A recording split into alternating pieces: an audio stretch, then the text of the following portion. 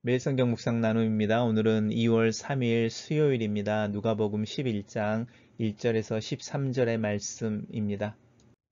본문을 읽습니다. 예수께서 한 곳에서 기도하시고 마치심에 제자 중 하나가 여짜오되 주여 요한이 자기 제자들에게 기도를 가르친 것 같이 우리에게도 가르쳐 주시옵소서. 예수께서 이르시되 너희는 기도할 때에 이렇게 기도하라. 아버지여 이름이 거룩히 여김을 받으시오며 나라가 임하시오며 우리에게 날마다 일용할 양식을 주시옵고 우리가 우리에게 죄지은 모든 사람을 용서하오니 우리 죄도 사하여 주시옵고 우리를 시험에 들게 하지 마시옵소서 하라.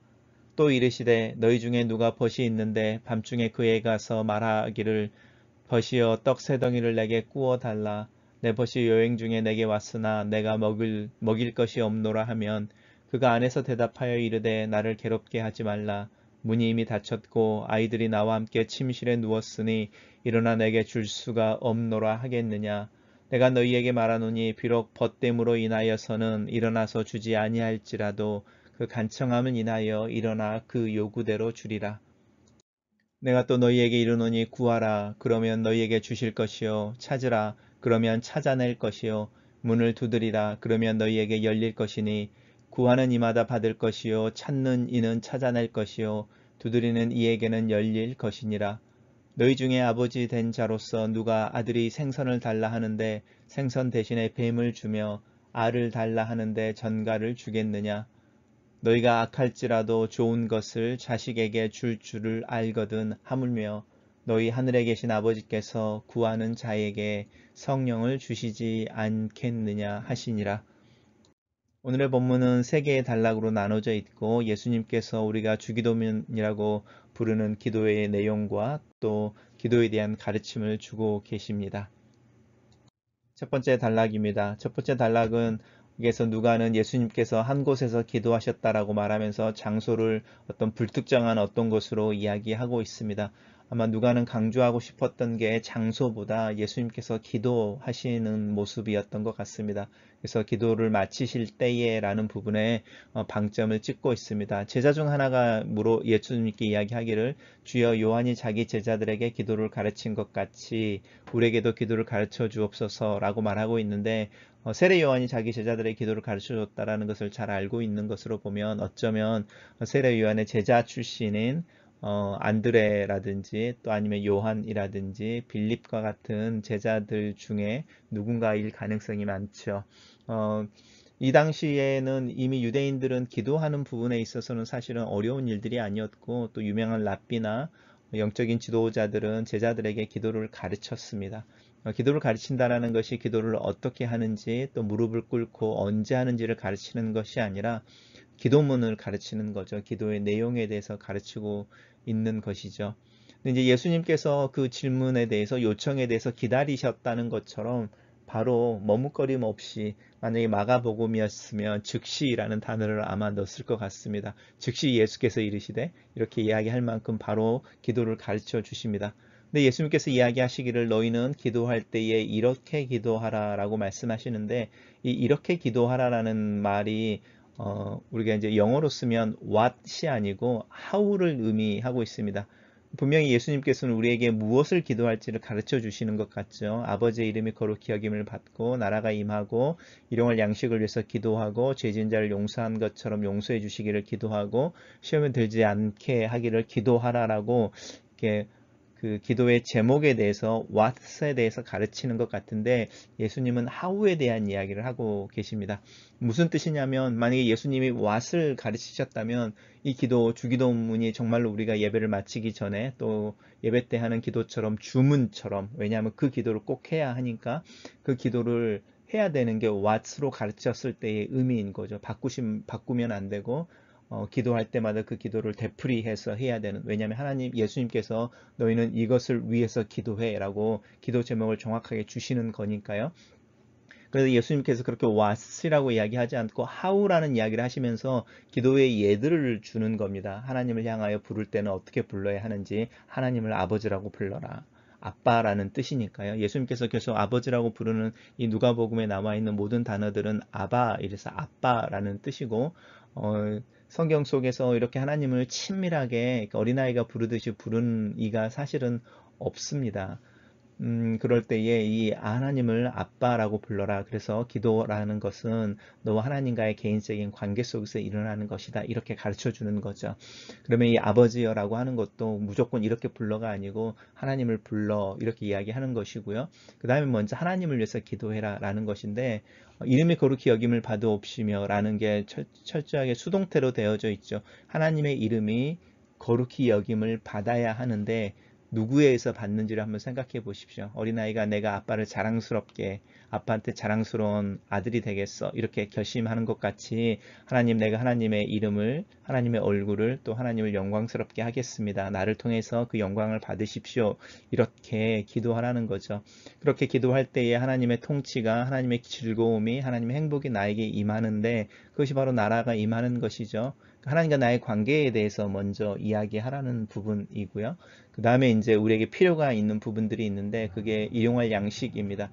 이제 이 날마다 일용할 양식이라고 하는 거니까 everyday를 이야기하는 거고 이제 이 일용한다는 말이 이제 형용사로 양식을 이렇게 수식하고 있는데 이 일용하다는 게 하루만 쓸 것인 건지 아니면 풍성한 것인지 나에게 필요한 이런 뜻인지 여러 가지 의미를 가지고 있습니다. 그래서 날마다 나에게 필요한 나에게 필요한 것을 풍성하게 주시고 이렇게 이야기할 수 있죠.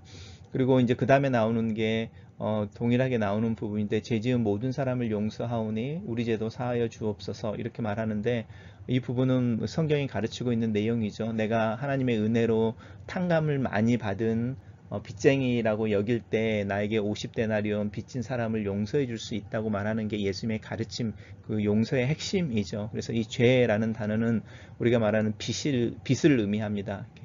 빚을 의미하고 채무를 의미하고 그래서 내가 이제 작은 나에게 채무가 있는 사람들을 다 용서하오니 하나님 나의 채무 하나님과 내 사이에 있는 채무도 용서하여 주십시오라고 말하는 게 우리의 기도하는 내용인 거죠. 그러니까 우리가 우리의 기도 속에는 관계의 어려움에 대한 기도가 반드시 필요하고 또 그 관계를 위해서 기도할 필요가 있고 그것을 위해서 기도할수록 하나님 나를 용납하신 것처럼 나도 그 사람을 용납해야지라는 생각을 하게 되는 게 사실은 있습니다. 이제 시험이라는 말은 이제 temptation이고요. 이 temptation은 두 가지로 오죠. 이렇게 외부에서 오는 바람이라고 하는 어떤 시련이라고 하는 부분이죠. 시련, 고난, 또 우리가 계획했던 일들의 실패라고 말하는 바람의 형태로 오는 게 하나 있고 두 번은 우리의 내적인 부분인데 이 내적인 부분은 temptation이죠. 그리고 이 시험은 철저하게 덫의 형태로 오는 거여서 이 덫이라고 하는 것은 사냥꾼이 자기가 잡을 짐승을 정확하게 알고 그 짐승을 잡기에 합당한 덫을 넣는 거죠. 그래서 토끼를 잡기 위해서 놓은 덫에는 절대로 사자가 걸리는 법이 없고 사자를 잡기 위해서 놓은 덫에 토끼가 걸리는 경우도 거의 없습니다. 그래서 이 시험이라고 하는 부분이 사실은 그런 것인데 우리가 그렇게 누군가의 올무에 정확하게 들어가지 않게 해달라고 기도하는 기도가 필요합니다. 오늘 본문이 조금 달라졌는데 그 나머지 부분은 그 다음 문장에서 보겠습니다. 단락을 요약해 보겠습니다. 전 이 단락을 예수께서 한 곳에서 기도를 마치셨을 때에 제자 중 하나가 세례 요한이 그의 제자들에게 기도를 가르쳐 준 것처럼 기도를 가르쳐 달라고 요청하다 우리가 주님의 기도라 부르는 기도를 가르치신다. 약간 의역해서 정리를 해봤습니다. 두 번째 단락입니다. 두 번째 단락이 이제 우리 첫 번째 단락에 잠깐 뒤에 나왔던 부분인데 이제 또 이르시되라고 이야기하시면서 이제 기도에 대해서 또 가르쳐 주시는 거죠. 그러니까 이제 계속 하우에 대한 이야기를 하고 계시는 거죠. 그래서 기도의 내용에 대한 이야기를 왓이 아니라 하우의 형태로 모델의 형태로 어떤 그 제시되어진 예의 형태로 가르쳐 준 게 주기도문이라는 것을 이제 말씀드렸었고요. 이제 두 번째가 이제 기도할 때의 어떤 그 간청함이라고 하는 부분을 이야기하고 있는데 이 간청함이라고 하는 게 사실은 뻔뻔함을 의미하고요. 체면을 버리는 것을 의미합니다. 근데 이제 그것에 대한 이야기를 하면서 이제 예를 들고 비유를 들고 있는데 이제 벗이라는 거죠. 벗이 있는데 이 벗이 밤중에 동네에 있는 또 다른 벗에게 가는 거죠. 그 벗에게 가서 이 사람이 이제 벗에게 가서 떡을 구워달라는 이야기를 하는데, 왜냐하면 그 사람의 또 다른 벗이 이제 밤중에 온 거죠. 여행 중에 내게 왔다. 옛날에는 종종 워낙 이제 낮이 더우니까 밤에 여행하는 사람들이나 밤에 여행하는 게 사실은 이상한 일은 아니었고, 물론 실내가 되긴 하지만, 그래서 이제 밤에 누군가의 집을 찾아가는 경우들이 사실은 있습니다. 그리고 또 이렇게 찾아왔을 때에 문전박대하지 않죠. 사실은 우리의 전통에도 그렇게 나그네라든지 밤늦게 와서 하룻밤 묵어가기를 원할 때에 사실은 기꺼이 방에 재우는 그런 풍습이 있던 것처럼 그런 걸 한번 생각해 보시면 좋을 것 같습니다. 근데 이제 그렇게 해서 떡 세 덩이를 구하러 왔는데 이제 그 친구가 이미 이 대답을 하는 거죠. 나를 괴롭게 하지 말라. 이 문이 이미 닫혔고 아이들이 나와 함께 침실에 누웠다. 이렇게 밤이 깊었고 문이 닫혔고 아이들은 나와 함께 침실에 누웠다라고 말하면서 전형적인 그 당시에 이스라엘의 가난한 사람들의 어떤 생활의 모습, 특별히 저녁에 같이 이렇게 한 방에서 다 잠들어 있는 모습에 대한 이야기를 하고 있습니다. 그러면서 너에게 이제 일어나서 줄 수가 없다라는 거죠. 왜냐하면 아이들을 깨거나 뭐 이렇게 불편하게 할 수가 없어서 이렇게 말합니다. 근데 이제 그러면서 예수님이 말씀하시기를 비록 벗됨으로는 우정 때문에는 일어나서 주지 않을지라도 이 간청함을 인하여 준다라고 말하는데 결국 이 벗이 그 뒤로도 그냥 가라 이렇게 말하는 것에 미안해 이렇게 돌아서지 않았다는 것을 이제 예수님께서 이야기하시는 내용 속에 짐작해 볼 수 있죠. 문이 닫혔고 아이들과 내가 침실에 누워 있으니 줄 수가 없겠다라고 말할 때 그 떡 세 덩이를 구하러 왔던 그 친구가 거듭해서 다시 요청을 했다라는 이야기를 하고 계십니다. 그래서 간청함을 인하여 그 요구대로 준다라고 말하면서 기도는 사실은 체면 불구하고 하나님 앞에 나아가서 구하는 것이다 라고 말하는데 벗에게 구하는 것이니까요. 사실은 이게 이제 우리 생각에는 굉장히 구차스러운 일이다 이렇게 생각할 수 있는데 이제 관계라고 하는 것 속에서는 그게 구차스러운 게 아니죠. 아이가 엄마나 아빠에게 어떤 도움을 구하는 게 구차스럽지 않은 것처럼 이 간청함이라고 하는 게 관계 속에 들어가 있을 때 하나님을 아빠라고 부르는 그 관계 속에 들어가 있을 때 이 간청함은 뻔뻔함의 문제가 아니고 관계에 대한 확신에서 나오는 것이죠. 단락을 요약해 보겠습니다. 저는 또한 기도할 때에 기꺼이 자존심을 버리고 꾸준하게 기도할 것을 밤에 여행 중에 온 친구를 위해 다른 집에 가서 빵을 구하는 한 사람의 비유를 통해 말씀하신다. 이렇게 요약했습니다. 마지막 부분입니다. 마지막 부분은 우리가 굉장히 잘 알고 있고 기도에 대한 이야기를 할 때마다 사실은 누구나 한 번쯤은 들어본 이야기입니다. 구하라 그리하면 너희에게 주실 것이요 찾으라 그러면 찾아낼 것이요 문을 두드리라 그러면 너희에게 열린다 이렇게 이야기하고 있는 부분입니다. 이 구한다라는 단어는 이렇게 ask 한다는 뜻입니다. 그리고 우리가 ask 한다는 단어가 가지고 있는 기본적인 전제는 낮은 자가 높은 자에게 가난한 자가 더 많이 가진 자에게 이렇게 요청하는 것이죠. 그러니까 아이가 아빠에게 요청하는 것, 이제 이것을 구한다라고 이야기하는 내용입니다. 그래서 이 구한다는 단어 안에 이미 그 단어 자체가 이렇게 나보다 더 높은 이에게 구한다, 뭔가를 요청한다라는 이런 단어입니다. 그래서 그렇게 구하니까 주시는 게 나오는 거죠. 그래서 기도는 구하는 것이다. 그리고 찾아낸다, 이 찾는다라는 것은 이제 적극적인 어떤 부분을 이야기합니다. 수동적으로 이렇게 있으면서 찾지 않죠. 찾는 사람은 온 집안을 뒤지는 것이고 또 모든 것을 이렇게 이렇게 들춰보고 또 책 같은 게 있으면 흔들어 보고 이런 게 찾음의 핵심이죠. 그래서 찾으라 그러면 찾아낼 것이요 라고 말할 때 이 찾음에서는 적극성에 대한 이야기를 하고 있습니다. 문을 두드린다라는 것은 이 적극적인 내용이 계속되어진다는 뜻이죠. 문을 두드린다라는 이야기는 한번 노크를 하고 그냥 돌아가는 게 아니고 그 노크를 하고 기다리고 반응이 없으면 또 노크를 하고 기다리고 또 노크를 하고 기다리는 부분이죠. 그러니까 구한다라는 것은 요청한다라는 것이고 그 요청을 찾는 형태로 하는 거니까 적극적으로 하는 것이고 그 문을 두드리는 형태로 하는 거니까 인내로 지속해서 하는 것이 기도다라는 것을 이야기합니다. 그러면서 구하는 자가 받는 것이고 찾는 자는 그것을 찾을 것이고 두드리는 자에게는 열린다. 이것이 기도인데 왜 우리가 그렇게 믿고 기도할 수 있느냐라고 말할 때 이제 하나님과 우리의 관계 때문이라는 겁니다. 그래서 아까 말씀드렸던 간청이라고 하는 게 이렇게 구걸이라든지 비참함이 아닌 이유도 관계 때문인 것이고, 또 구하고 찾고 두드리는 것도 관계 속에서만 가능한 건데, 우리가 기도하는 우리의 기도를 듣는 이가 누구인지를 기억해 보라는 거죠.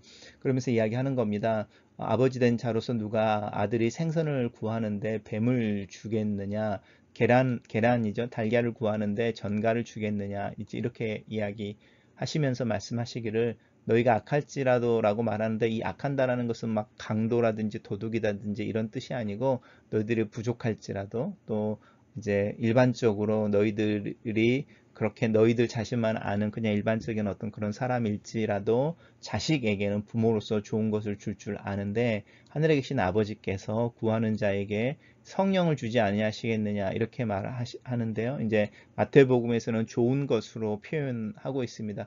왜 성령이 하나님이 우리에게 주시는 최고의 좋은 것일지 한번 생각해 보십시오. 성령은 하나님 그 자신을 의미하는 것이죠. 하나님의 이름, 하나님의 얼굴이라고 하는 게 하나님 자신을 의미한다고 했을 때, 이 성령이라고 하는 부분은 하나님 그 자신이 우리에게 주어질 때 하나님의 영이라고 하는 하나님의 가장 귀한 것을 우리에게 주신다라는 뜻이고요. 또 특별히 누가는 이제 우리가 사도행전으로 넘어가면서 이 성령을 굉장히 많이 강조하고 있는 복음서 기자여서, 정말로 문자 그대로 너희들 하나님이 하나님 자신을 너희들에게 주도록 기도해. 그리고 그 기도를 적극적으로 해. 그리고 끝내 이게 인내함으로 해. 이제 이런 뜻일 수도 있습니다. 왜냐하면 누가복음과 사도행전의 사이에 정말로 하늘에 계신 아버지께 구하는 제자들의 기도가 나오죠. 다른 곳으로 가지 않고 예루살렘에 머물면서 매일같이 성전에 올라가 기도하던 이들에게 성령이 부어진 게 문자적으로 적용되어진 오순절의 이야기여서, 사실은 우리도 이 이야기를 좀 붙들고 나를 도우시는 성령이 우리 안에 능력으로 임하시기를 기도하면 좋겠습니다. 단락을 요약해 보겠습니다. 저는 기도는 하나님께 구하는 것이며 적극적으로 찾는 것이며 인내와 끈기로 두드리는 것이며, 이렇게 기도할 때에 하나님이 속히 응답하시고 하나님의 최선의 것, 즉 성령을 주신다고 예수님께서 가르치신다, 이렇게 요약했습니다. 첫 번째 묵상 포인트입니다. 기도에 대해서 생각할 때마다 부정할 수 없는 사실 앞에 선다. 그것은 예수께서 기도하셨다는 것이다. 예수께서는 하나님의 아들이심에도 불구하고 이 땅에 계실 때에 많은 눈물과 통곡으로 기도하셨다. 간절한 통성 기도를 잊어버린 지 한참이 된 것 같다. 금요일마다 밤을 새며 기도했던 일들이 생각난다. 물론 기도는 하나님과 깊은 교제를 갖는 것이다. 깊은 우정을 나누는 대화이기도 하다. 하지만 기도의 본질은 부모를 향해 필요와 도움을 이야기하는 어린 아이의 고함치는 목소리이다. 이 기도의 본질을 부정할 수 없다. 주님은 그렇게 기도하셨다. 그 기도의 내용이 무엇이었을까? 예수께서 기도를 가르치실 때에 이렇게 기도하라 하시며 자신의 기도를 한 예로 들어주신다. 꼭 이렇게 기도해야 하는 주문과 같은 기도의 내용이 아니라 기도할 때 어떻게 기도해야 하는지 그 방법을 가르쳐 주고 계신다. 나에게 하나님을 아빠라 부를 수 있는 어린아이처럼 아빠라 부를 수 있는 특권이 있기 때문에 기도가 시작된다. 그 아버지를 향하여 아버지의 얼굴이 나로 인하여 자랑스러워지게 하겠다는 어린아이의 만용에 가까운 자랑스러움에서 기도가 힘을 얻는다. 하나님의 통치가 임하기를, 하나님의 돌보심 속에 하루하루가 풍성한 공급함 속에 진행되어지기를, 또 하나님의 아들로서 하나님의 하시는 긍휼과 용서를 행하며 하나님의 사랑과 용서가 내게 더 넘치기를 위해서, 그리고 이 세상에서 피할 수 없는 시련과 고난, 유혹에서 지켜주기를 기도해야 한다. 잠잠히 내가 매일 하는 기도의 내용을 살펴본다. 기도하는 내 모습과 태도를 살펴본다. 의무감에 의해서라도 기도를 하고 있으니 감사하다. 다만 기도에 대한 열정이 내 안에서 더 깊어지기를 기도한다. 특별히 누군가를 위한 중보기도는 내 자신을 위한 기도보다 더 적극적이고 간절해야 한다. 마치 친구의 중풍병을 고치기 위해 그 침상을 들고 예수께서 계시던 집의 지붕 위에 올라 그 지붕을 뜯어내고 그 틈 사이로 친구를 달아내리는 열정과 적극성이 필요하다. 결국 내 중보기도에 대한 성찰은 내 안에 이 극성스러운 야단 법석을 가능하게 하는 사랑에서 나오는 누군가를 위한 기도가 있느냐이다.